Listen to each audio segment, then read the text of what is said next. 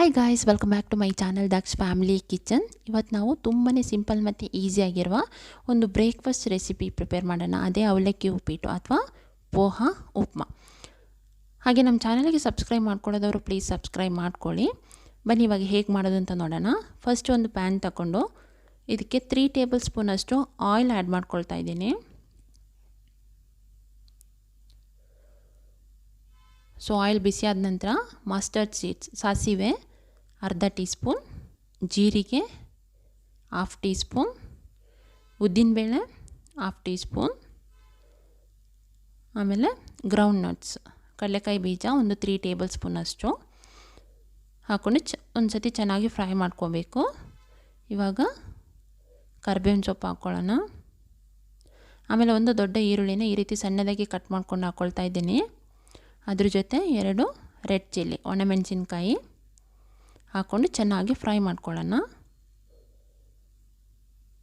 So ಈರುಳ್ಳಿ golden brown ಬರೋವರೆಗೆ ನೀಟಾಗಿ fry ಮಾಡ್ಕೋಬೇಕು.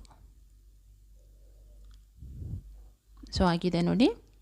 ಇವಾಗ ಸ್ವಲ್ಪ ಕೊತ್ತಂಬರಿ ಸೊಪ್ಪು ಹಾಕ್ಕೊಳ್ಳೋಣ. ಒಂದು ಸತಿ ಚೆನ್ನಾಗಿ ಮಿಕ್ಸ್ ಮಾಡಿಕೊಂಡು ಇವಾಗ ಸಾಲ್ಟ್ ಹಾಫ್ ಟೀ ಸ್ಪೂನ್, ಆಮೇಲೆ ಅರಿಶಿನ ಹುಡಿ ಟರ್ಮರಿಕ್ ಪೌಡ್ರ್ 1/4 ಟೀ ಸ್ಪೂನ್ ಅಷ್ಟು ಆ್ಯಡ್ ಮಾಡ್ಕೊಳ್ತಾ ಇದ್ದೀನಿ.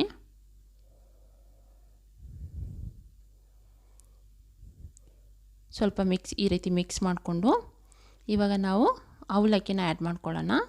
ಇಲ್ಲಿ ಅವಲಕ್ಕಿನ ಒಂದು ಸತಿ ಚೆನ್ನಾಗಿ ವಾಶ್ ಮಾಡಿ ಇಟ್ಕೊಂಡಿದ್ದೀನಿ.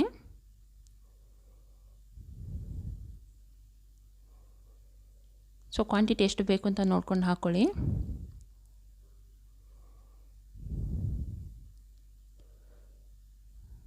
ಸೊ ಈ ರೀತಿ ಮಿಕ್ಸ್ ಮಾಡ್ಕೊಳ್ಳೋಣ.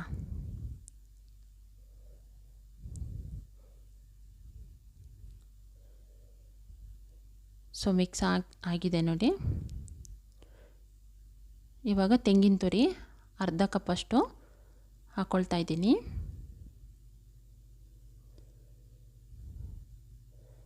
ಇವಾಗ ಇನ್ನೊಂದು ಸತಿ ಮಿಕ್ಸ್ ಮಾಡ್ಕೊಳ್ಳೋಣ.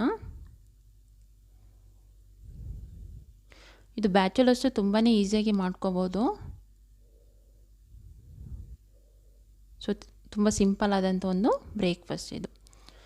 ಸೊ ಫೈನಲಾಗಿ ನಾವು ಸ್ವಲ್ಪ ಕೊತ್ತಂಬರಿನ ಹಾಕ್ಕೊಳ್ಳೋಣ.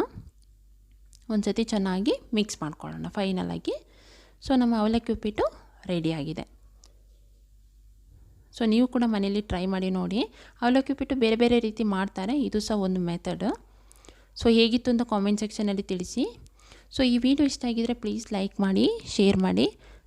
ಹಾಗೆ ನೆಕ್ಸ್ಟ್ ಇನ್ನೊಂದು ಡಿಫ್ರೆಂಟ್ ಆದ ರೆಸಿಪಿಯೊಂದಿಗೆ ನಿಮ್ಮನ್ನ ಮೀಟ್ ಮಾಡ್ತೀನಿ. ಟಿಲ್ ದೆನ್ ಟೇಕ್ ಕೇರ್, ಬಾಯ್ ಬಾಯ್.